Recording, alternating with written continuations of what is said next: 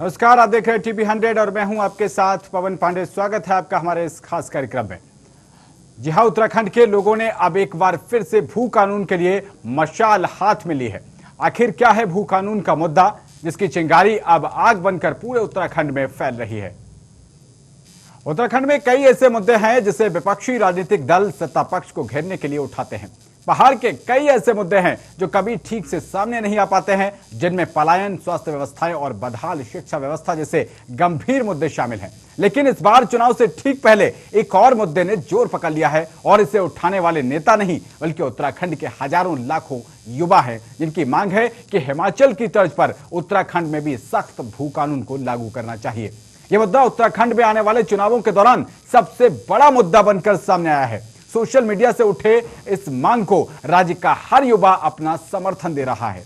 दरअसल उत्तराखंड जैसे पहाड़ी राज्य में फिलहाल कोई भी सख्त भू कानून लागू नहीं है, जिससे यहां आकर कोई भी कितनी भी जमीन अपने नाम से खरीद सकता है। पहाड़ी राज्यों में सस्ते दामों पर जमीन खरीदकर उसे बाहरी लोग अपने फायदे के लिए इस्तेमाल भी करते हैं। स्थानीय लोगों का मानना है कि उत्तराखंड के पहाड़ी इलाकों में बाहरी हस्तक्षेप से यहां की संस्कृति को बड़ा खतरा है, इसलिए एक सख्त भू कानून आना चाहिए। जब राज्य में त्रिवेंद्र सरकार थी, तब त्रिवेंद्र सिंह रावत ने अध्यादेश लाकर इस कानून को पूरी तरह से खत्म करने का काम किया, जिससे नाराज लोगों ने बीजेपी सरकार के इस फैसले का विरोध शुरू कर दिया।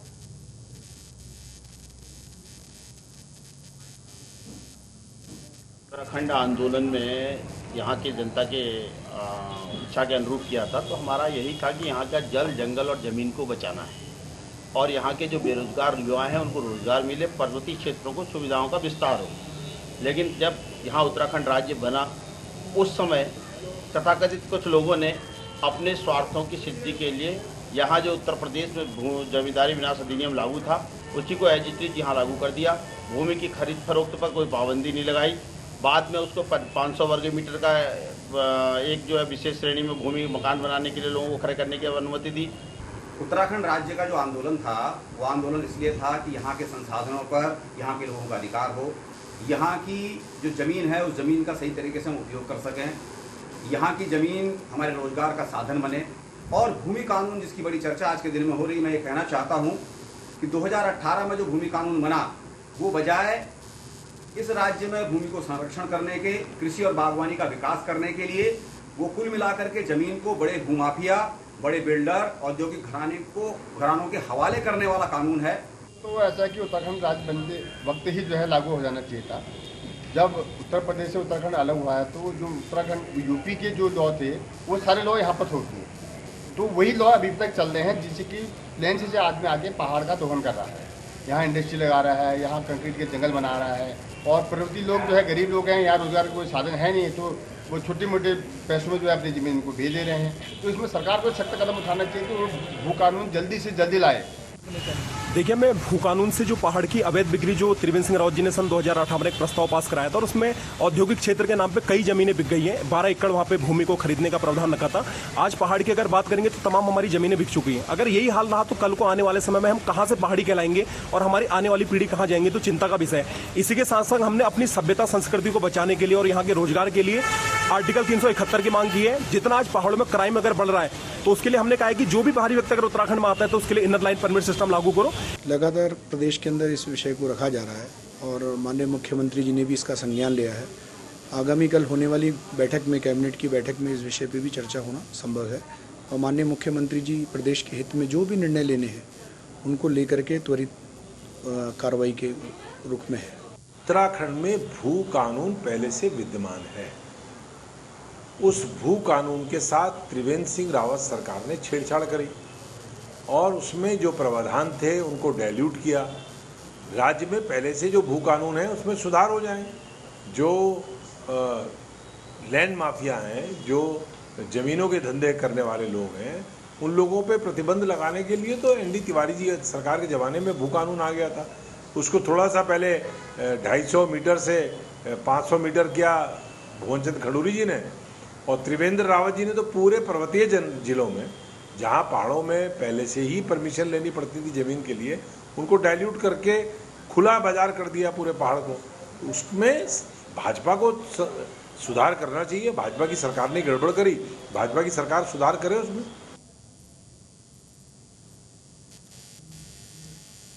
तो एक सख्त भू कानून को लेकर अब उत्तराखंड के निवासी जो हैं वो लगातार आवाज बुलंद कर रहे हैं। उनकी साफ तौर पर मांग है कि अनुच्छेद 371 के तहत जैसा कि हिमाचल प्रदेश में व्यवस्था है उसी तरीके की व्यवस्था यहां पर भी लागू की जाए। तो आपको बता दें कि हिमाचल प्रदेश में इस तरीके की व्यवस्था है कि वहां पर कोई भी खेती के लिए जमीन नहीं खरीद सकता जो व्यक्ति हिमाचल प्रदेश से बाहर का है। साथ ही अगर कोई व्यक्ति हिमाचल प्रदेश का ही है और वो किसान नहीं है तब भी वो खेती के लिए जमीन नहीं खरीद सकता। इसी को लेकर अब उत्तराखंड के तमाम युवाओं ने इस बात को लेकर जोर देना शुरू कर दिया है कि इसी तरीके का एक सख्त कानून उत्तराखंड में भी बनाया जाए। हालांकि इससे पहले जब उत्तराखंड का गठन हुआ था, इससे पहले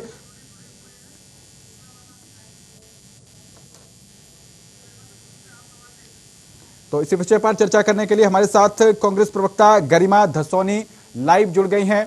बहुत स्वागत है गरिमा जी टीवी 100 पर। आज हम बात कर रहे हैं कि जो सख्त भू कानून को लेकर उत्तराखंड के युवा आक्रोशित हो रहे हैं, आखिरकार इस पर अब कांग्रेस का क्या स्टैंड है, कांग्रेस क्या चाहती है? मैं बहुत बधाई देना चाहती हूँ अपने उत्तराखंड के युवा साथियों को, अपने भाइयों को, बहनों को, जो एक सकारात्मक, एक सराहनीय पहल के लिए आगे आए हैं। इससे पता लग चलता है कि उत्तराखंड को, जिसको नशे में डूबा हुआ प्रदेश माना जाता है बाहर, वो बताता है कि नहीं, हमारे युवा तो बहुत साक्षर हैं, हमारे युवा तो पढ़े लिखे हैं, जानकार हैं, जागरूक हैं, और अपनी जमीन, जिसके पैरों के नीचे जमीन ही ना हो, जिसका कोई आधार ना हो, आप बताइए वो जिंदगी बसर कैसे करेगा। हमारे भविष्य की चिंता की, हमारे भू कानून को लेकर आज जिस तरह से सोशल मीडिया में हड़कंप मचा हुआ है, हमारा युवा आगे आया है, लाभबद्ध हुआ है एक सख्त भू कानून के लिए। और हिमाचल के बारे में जो आपने बताया, मैं उसमें थोड़ा सा उसमें इजाफा और करना चाहती हूँ कि हिमाचल प्रदेश में कृषि भूमि तो कोई खरीद ही नहीं सकता, लेकिन हाँ, किसी को अगर इन्वेस्टमेंट करना है तो वो लीज पर जमीन जरूर दे देते हैं।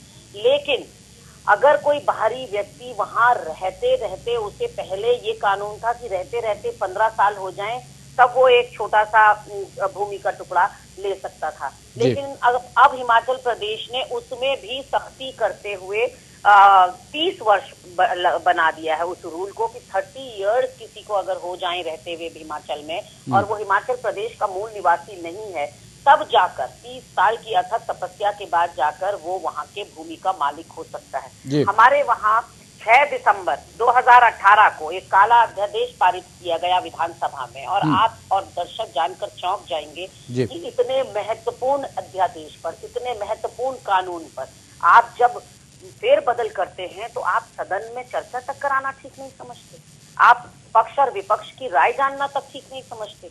बिना चर्चा के हमारे वहां, क्योंकि 57 का बहुमत हमारी जनता ने दे दिया इस गूंगी बहरी सरकार को, इस अड़ियल, इस जिद्दी सरकार को, कि इन्होंने तानाशाही रवैया दिखाते हुए 6 दिसंबर 2018 त्रिवेंद्र सरकार के नेतृत्व में उस अध्यादेश को केवल सदन में लाए ही नहीं, उसको पारित कर दिया आनंद फानंद में।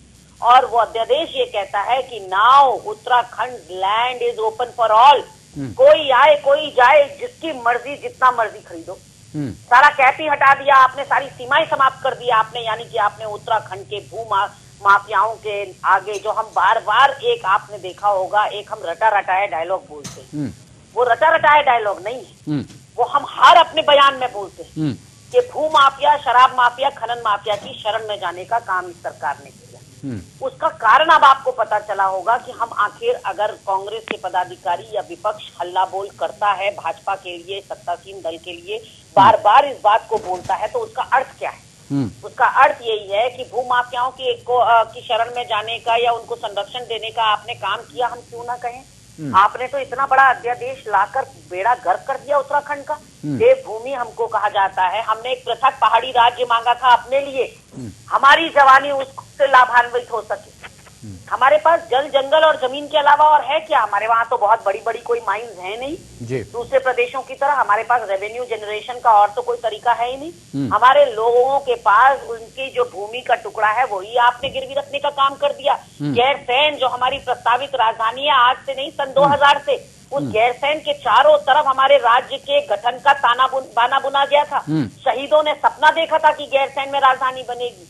हमारी मातृशक्ति ने अपनी अस्मिता लुटा दी इस उत्तराखंड राज्य के लिए, और आज उनके हाथ क्या आ रहा है कि गैरसैंण में भी आपने ओपन फॉर ऑल कर दिया। खुद त्रिवेंद्र रावत जी और धन सिंह रावत जी वो पहले व्यक्ति बने जिन्होंने हेलीपैड के पास जाकर 6 नाली जमीन खरीद ली। बंदर बाट कर रहे हैं आप लोग जमीन का। अब आप लोग जिलों की घोषणाएं तो कर रहे हैं, जितने नेता आ रहे हैं यहाँ जिला वहाँ जिला घोषणाएं कर रहे हैं। आपको इसके पीछे कारण पता होना चाहिए कि जिले गठन के बाद जो घोषणाओं 15 अगस्त को निशंक जी देकर गए थे, ये घोषणा 4 जिलों की घोषणा, कोटद्वार भी था, आपका रानीखेत भी था उसमें, तो वो बन क्यों नहीं पा रहे? वो बन इसलिए नहीं पा रहे हैं कि 1 इंच जमीन रह नहीं गई उत्तराखंड के पास। आप कहाँ निदेशालय बनाओगे, कहाँ कलेक्ट्रेट बनाओगे, कहाँ आप स्कूल कॉलेज हॉस्पिटल खोलोगे? कहीं ना कहीं ये बहुत चिंतनीय विषय है और मैं बहुत अपने आप को गौरवान्वित महसूस कर रही हूँ कि मेरे प्रदेश के युवा ने एक ऐसा कदम उठाया है जो एक सकारात्मक पहल की तरह मैं देखती हूँ। और जो भी सरकार आएगी उसको अनुसरण करना पड़ेगा, उसको इन युवाओं की बात सुननी पड़ेगी, उसको सख्त भू कानून ना सिर्फ हिमाचल जैसा, हिमाचल से बेहतर बनाना पड़ेगा। हिमाचल ने 2007 में कोशिश की थी उसको थोड़ा सा डाइल्यूट करने की अपने भू कानून को, लेकिन इतना भारी विरोध हुआ कि कर ही नहीं पाई सरकारें, छेड़ ही नहीं पाई भू कानून को। और हमारे वहाँ 2018 में इतना जबरदस्त अध्यादेश ला दिया जाता है लेकिन सबके मुंह बंद रहते। कहीं ना कहीं ऐसा लगता है कि सरकार ने अपने 57 के बहुमत का नाजायज फायदा उठाया है, इसका दुरुपयोग करते हुए उन्होंने इतना ढील हमारे भू कानून में दे दी। ठीक है गरिमा जी, वापस लौटते हैं आपके पास। इस बीच हमारे साथ बीजेपी नेता कमलेश उनियाल फोन लाइन पर जुड़ गए हैं। कमलेश जी, बहुत स्वागत है टीवी 100 पर। तकनीकी खामी के चलते आप थोड़ा सा देर से जुड़ पाए।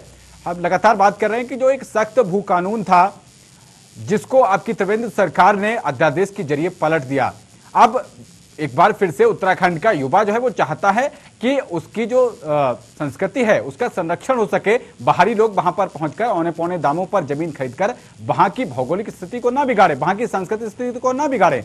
तो अब ये आपके लिए एक बड़ा मुद्दा होगा, किस तरीके का स्टैंड रहेगा, या फिर आप त्रिवेंद्र सिंह रावत पर ठीकरा फोड़कर इससे किनारा कर लेंगे? देखिए, उत्तराखंड राज्य बनने के बाद हमारी जो सरकार आई या 2002 के अगर हम बात करते हैं तो 500 वर्ग मीटर जमीन खरीदने का एक अधिकार था भारी व्यक्ति, और 2007 में भुवनचंद खंडूरी जी ने 250 वर्ग मीटर की परमिशन दी है। कोई भी भारी व्यक्ति आएगा तो उसको जमीन खरीद सकते हैं।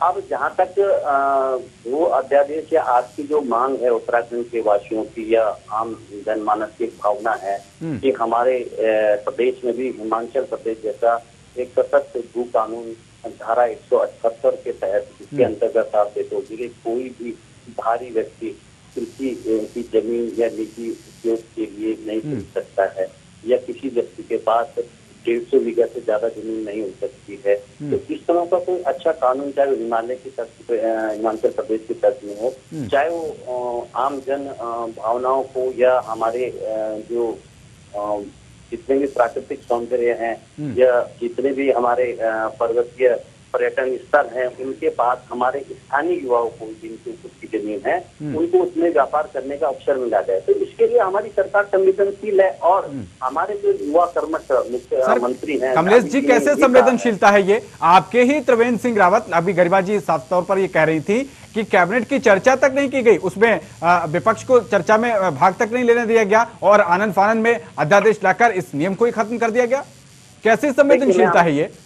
मैं एक चीज कहूंगा, देखो एक चीज है, अगर हमें राज्य के विकास या राज्य के राजस्व बढ़ाने के लिए या पर्यटन क्षेत्र को और ज्यादा विकसित करने के लिए अपने स्थानीय युवाओं के साथ साथ भारी कंपनियों को या भारी व्यक्तियों को भी जो भी निवेश करना चाहते हैं उस कंडीशन के अंतर्गत अगर कोई टेक्निकल स्थिति आएगी तो उसका भी नए जो कानून हम बनाने के लिए हमारे लोगों ने जिसमें विचार कर रहे हैं या जिसमें एक कमेटी बना करके इसमें निर्णय भी लिया जाने वाला है बहुत जल्द, तो उसके लिए ये चीजें देखेंगे। त्रिवेंद्र जी ने जो समय प्रस्तुति साल के हिसाब से अगर कोई निर्णय लिया होगा तो वो ऐसा नहीं कि भारी व्यक्ति आए और उत्तराखंड को टूट ले, उसके पीछे उनका जो मोटिव था, जो उद्देश्य था कि बाहर से जितने ज्यादा जो निवेशक यहाँ आए और यहाँ पे रोजगार। नहीं कमलेश जी, आप बात को गोल गोल घुमा रहे हैं। चुनावी वर्ष है, जनता स्पष्ट जानना चाहती है। गरिमा जी, मैं आपके पास वापस लौट रहा हूँ। आप सीधा सीधा स्टैंड बताएं कि अब भारतीय जनता पार्टी की सरकार इस सख्त भू कानून के पक्ष में है या फिर विपक्ष में है?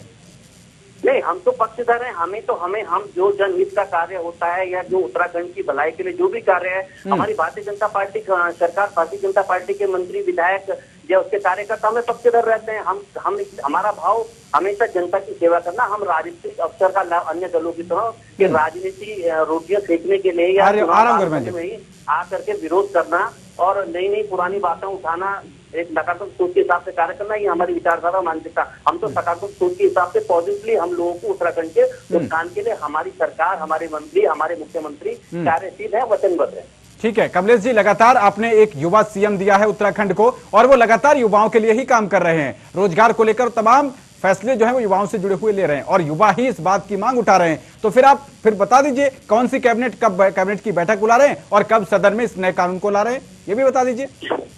देखिए, मैं एक चीज बोलूंगा कि जो ये कार्य हैं, कई कार्य हैं, भू कानून का कार्य है, भू कानून की वाली बात है। जहां तक आप ये देखेंगे अन्य कई ऐसे मुद्दे हैं, उसके अलावा कई ऐसे मुद्दे हैं जो बहुत ज्यादा ज्वलनशील हैं और बहुत ज्यादा प्राथमिकता के आधार पर उनको लिया जाएगा। तो इन सबके लिए कैबिनेट अपने निर्णय करेगी। समय आने का आप देखिए, थोड़ा इसके लिए हम लोग भी प्रतीक्षा में, और जैसे ही अगर प्रथम आपको तो पता लगेगा और विपक्ष को पता लगेगा इस बात।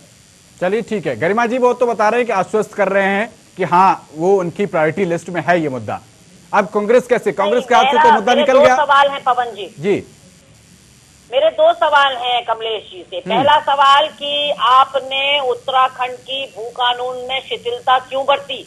आज कौन सी मजबूरी थी कि आपको काला अध्यादेश लाए थे 2018 में? और अगर मजबूरी इन्वेस्टर्स थे, निवेशक थे, तो आप बताइए, श्वेत पत्र जारी कीजिए कि आपके शिथिलता बढ़ते जाने के बाद, इस काले अध्यादेश के बाद कितने निवेशक उत्तराखंड में आए?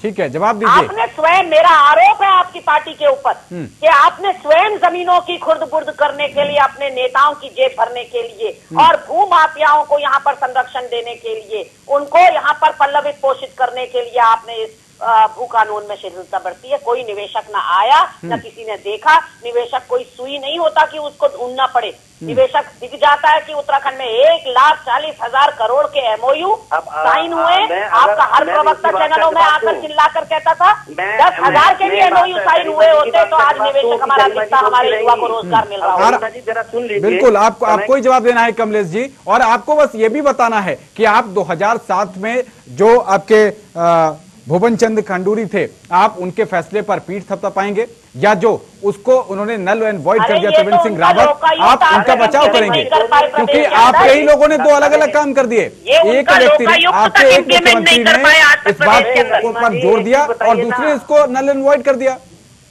अब मैं बोलूं? हाँ बोलिए कमलेश जी, आपसे ही सवाल है। मैं ये कह रहा हूँ, जो ये कह रहे हैं गरिमा जी आरोप लगा रहे हैं, बार बार इनका काम ही आरोप लगाने का। ये अपने कालखंड की अगर बात कर रहे हैं, इनके कालखंड में तो शराब नीति चेंज कर दी बाहर वालों को फायदा देने के लिए। इनके कालखंड में तो आपने इनके खुद तत्कालीन मुख्यमंत्री, तू इधर उधर की ना बात कर, ये बता कारवा लूटा कैसे? तू इधर उधर की ना बात कर, ये बता कारवा लूटा कैसे? भू अध्यादेश पर आइए, शराब पर तो मैं बखिया उधेड़ दूंगी आपकी। शराब पर आएंगे तो अपने पैर पे कुल्हाड़ी मारेंगे आप।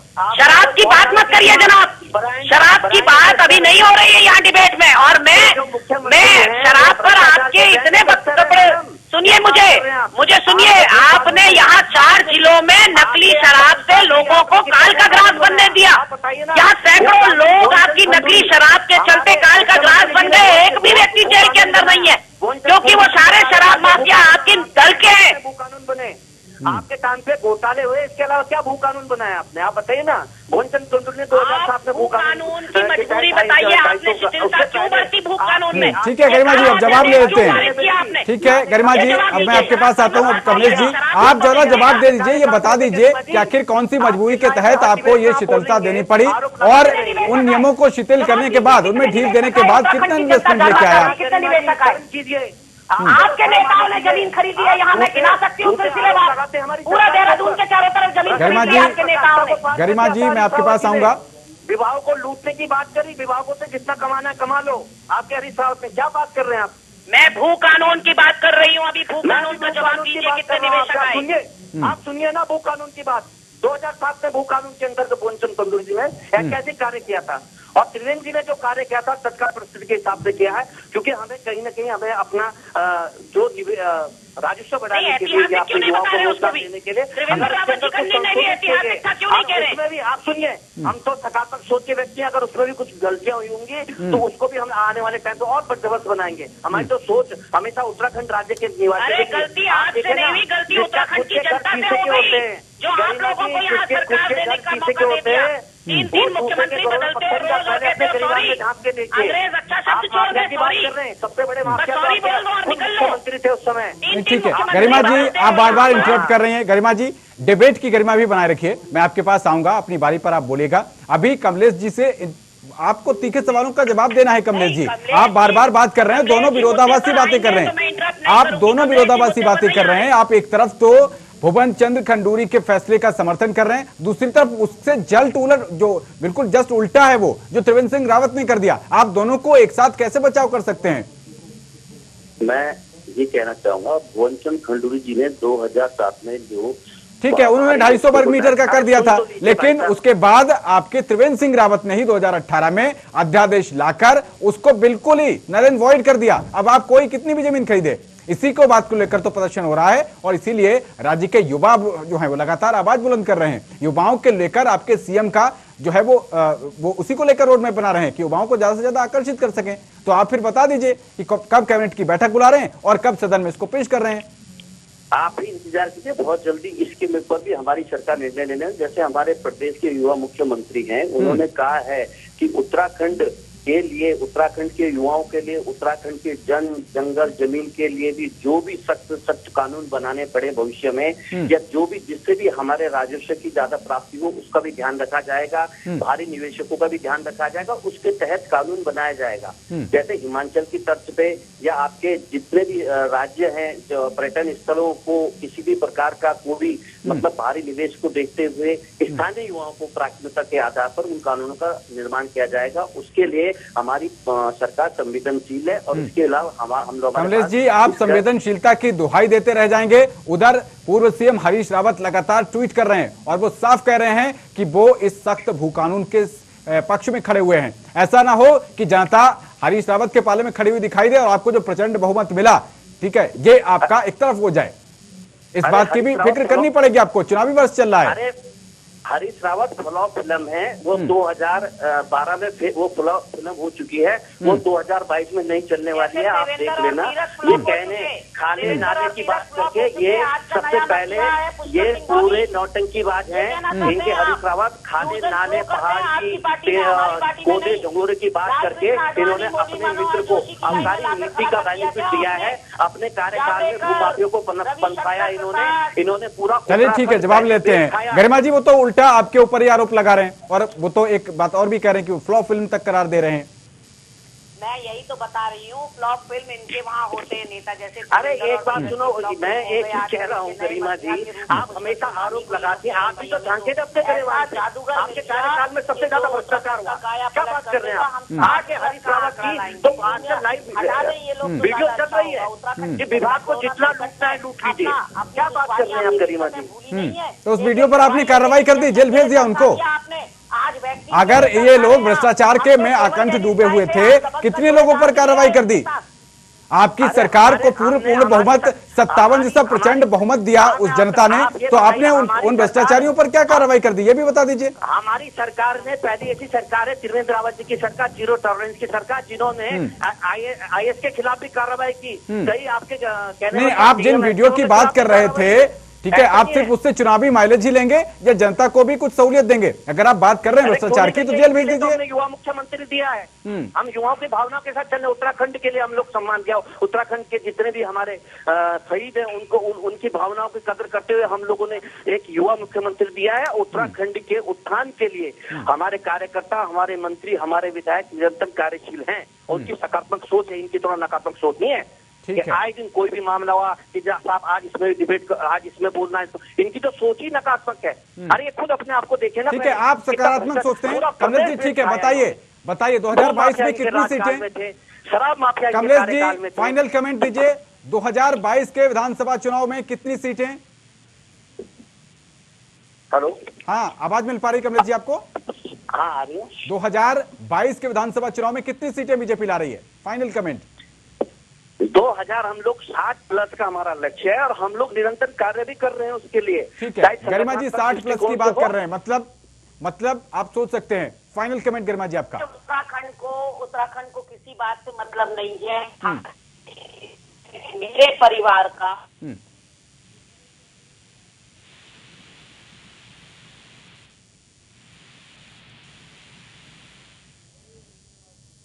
चलिए ठीक है, बहुत शुक्रिया गरिमा और कमलेश उनियाल जी, आप दोनों का इस चर्चा में शामिल होने के लिए। तो लगातार उत्तराखंड का जो युवा है वो अब एक बार फिर से एक मांग को लेकर लगातार विरोध प्रदर्शन कर रहा है और उसकी साफ तौर पर मांग है कि हिमाचल प्रदेश जैसा सख्त कानून अब उत्तराखंड को दिया जाए, जिसको त्रिवेंद्र सिंह रावत की सरकार ने अध्यादेश लाकर खत्म कर दिया था। फिलहाल अब इस पर बीजेपी फिर से बात कर रही है और डैमेज कंट्रोल करने की कोशिश कर रही है, लेकिन यह डैमेज कंट्रोल क्या अमली जामा पहन पाएगा, यह देखने वाली बात होगी। फिलहाल इस पेश के समय इतना ही। देश और दुनिया की तमाम अहम खबरों के साथ बने रहिए TV 100 के साथ। नमस्कार।